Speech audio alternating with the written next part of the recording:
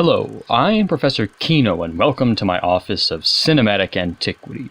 Today we will be talking about... I think Jake Gyllenhaal is one of the best actors working today. His range, his commitment, and his talents are clear in each of his roles, and he can do everything. From small art house films like Enemy, to boxing films like Southpaw, to superhero films like the upcoming Spider-Man Far From Home, to biopics like Stronger, to thrillers like Prisoners, his abilities are varied and always worth watching. And one of his recent films that made a great impact on me was Nightcrawler. It was a unique, thrilling, and very well-crafted film about the local news industry. Gyllenhaal's performance in Nightcrawler is something else, captivating, disturbing, and unique. So, when I heard that he was teaming up with Nightcrawler's director Dan Gilroy once again for a project that dealt with the art industry entitled Velvet Buzzsaw, and the trailer that dropped about a month ago looked wildly spectacular, my anticipation for it became quite high. And now that it is out on Netflix, do I think it's worth your time? Premise. After an unknown painter, Vetral Deese, dies and his work falls into the hands of an up-and-coming art dealer, the whole art community becomes captivated by the newfound artist. As more and more people try to tap into the lucrative market surrounding this new discovery, however, the body count begins to escalate as prominent members of the art world begin to die off in mysterious and seemingly paranormal ways. Writing. Let me start off by saying that this movie wasn't marketed well. When new films that are difficult to define begin advertising themselves to the public, marketers sometimes decide to twist these films' tone slightly in their previews to make them more attractive to wider audiences. So, while this film advertised itself as a horror film that takes place in the art world, in actuality it is more of a satirical and cynical commentary on the art industry that utilizes some horror elements to drive home its message. Because of this, I can see a lot of people becoming frustrated with this film. It isn't really what its trailer suggests it is. However, if you go into this film with this knowledge, there is a lot here to admire. First things first, the way that this movie dissects the art industry as a whole is really fascinating. Not knowing much about its minutiae myself, I found the scenes that dealt with this topic quite interesting.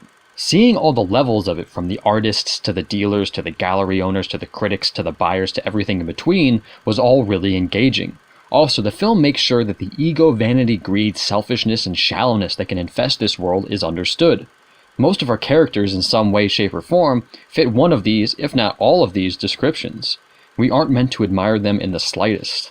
And then it is about the 40-minute mark when the horror elements begin to appear, and it is clear from the get-go that their purpose in this film is to punish those who have lost touch with the purity of art. Those who are no longer captivated by art for what it is, and are more interested in what it can do for them, how it can increase their social status, how it can increase the size of their bank account, etc. And this is, in general, the message that the film is trying to showcase. That art should, first and foremost, be an outlet for passion, emotion, and creativity, and not a means to forward one's social and financial status. And while Velvet Buzzsaw is admirable in this endeavor, it begins to falter a little in the melding of its two halves. Its art industry drama is effective, and its horror is unique and creative, but together the two, despite creating a clear overarching message, never feel fully realized narratively. What I mean by this is that the reasoning for the horror elements happening in the story is never really clear. Yes, the factor that causes the horror is the art of a recently deceased artist, but it is never explained why, even how. The message as to why the film chose its victims is clear, but its necessity to push forward this message above all else leaves the film feeling like it's missing something.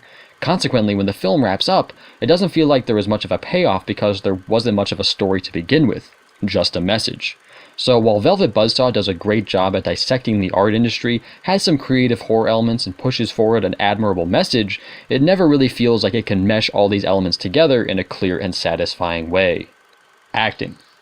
On average, the acting here is solid. The best performances are given by Jake Gyllenhaal as the art critic Morph Vandewalt, Rene Russo as the punk rocker turned gallery owner Redora Hayes, John Malkovich as the older alcoholic artist Piers, and Daveed Diggs as the hot new artist Damriche. They all showcased an insane amount of talent that really helps to elevate the material and bring the film's intended message to life. They are all grounded and over the top, and just a pleasure to watch. I also want to mention that Jake Gyllenhaal has given some excellent monologues and quotes to deliver, and he does so with his usually spectacular fashion. On a slight step down from these amazing actors are Natalia Dyer as Coco, a young woman trying to get her foot in the door of the art industry, Billy Magnuson as Bryson, a sleazy repairman who works at one of the galleries, and Toni Collette as Gretchen, a museum manager turned art advisor. While all of them also do a great job at pushing the film's purpose forward, they just aren't as captivating as Gyllenhaal and that crowd.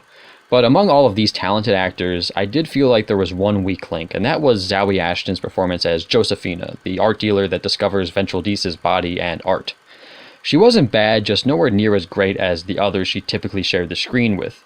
It has taken me a while to place the exact reason for this, and I think it comes down to how it feels when she's acting. It feels forced and a lot of the time dry, whereas the other actors felt more natural, vibrant, and alive. I hate to single her out, but she just felt off throughout the film's runtime. Costumes, hair, and makeup. Most of the characters here wear clothes that reflect their place within the art industry. Those who are looking to increase their social status or want to be perceived as a higher social status wear fancy, stylish clothes. Those who are lower on the social tree wear more average clothes, and those who don't really care much about the perception of themselves wear clothes that they feel comfortable in. All of this is subtle, but quite effective. One makeup/costume job that is outstanding, though, is the piece of art known as Hobo Man. It, or P, I'm not sure the nomenclature for the piece, is creepy and yet intriguing and captivating. It is a top-notch piece of work. Set design. For the most part, there is nothing to stand out. Galleries, museums, apartments, etc. While they look neat and fit well with the world of the film, they aren't stellar. There are some excellent sets here, though, involving a few interactive 3D art displays. They are well-designed, creepy, and full of detail. Choreography. There isn't much in the way of dance numbers or fight scenes in this film, so besides some basic horror scuffles, which are well done, there isn't much to talk about. Cinematography. While most of this film is merely competent and professional regarding its cinematography, there are plenty of wondrous shots intermixed within them. These are primarily noticeable when the film is showcasing its art. Most of the time it does a great job at really showing it. Whether it revolves around paintings or sculptures or interactive exhibits, the art itself is usually beautifully framed. Additionally, most of the establishing shots of this film are framed to look like paintings in and of themselves, and they are gorgeous. They are not only some of the best establishing shots I've seen in a while, but also artistically in line with the film's story. Editing. While I wasn't floored by most of the editing, it was still well done. However, there was one scene transition that placed a bunch of shots on the screen at the same time in a way that made it look like a collage that was really stylish. CGI. The CGI here is used to help bring the artwork to life during the horror scenes. The pieces shift and change, and it is done quite well. Each use of CGI matched its corresponding art aesthetically to make it really look like it was coming to life on the screen. It was actually pretty smooth. Additionally, the opening credits are very creative and enthralling. Not only does it look like a moving painting, it does a great job at setting the tone. It's definitely a fantastic way to start a film. Music. The music here is a bit of a mixed bag. While at times it is very atmospheric and creepy, particularly during the horror scenes, there are other times when it feels overpowering and off-putting. Additionally, there was one licensed song near the beginning that felt really out of place aesthetically. So while it is great most of the time, it sometimes drops the ball in tone and style. Direction. Dan Gilroy had a purpose when he was making this film, to showcase the art industry and criticize what it has become. While the product that came of it, Velvet Buzzsaw, succeeds in some respects, its portrayal of the art industry, its creative art-themed horror elements, its intriguing visuals, and for the most part, its stellar acting, it doesn't entirely stick to landing. While it definitely still shows promise for Dan Gilroy's career, and you can definitely expect new and unique things from him in the future, I must say that this is a slight step down from his premiere feature, Nightcrawler. My enjoyment. I wasn't sure where I landed on this one initially. I liked it a lot, but I wasn't fully in love with it. There was just something missing. However, after thinking about it a while and seeing it a second time, I've decided that I do enjoy this film. It is creative, has some unique quotable lines, and some magnetizing acting, particularly from Jake Gyllenhaal.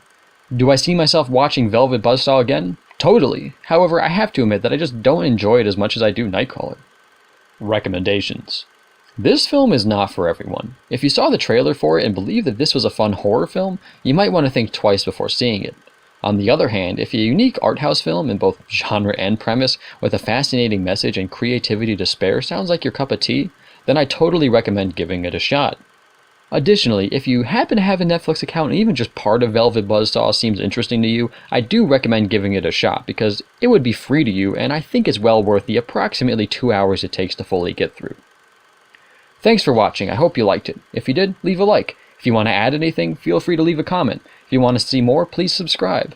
I am Professor Kino, and I look forward to our next discussion.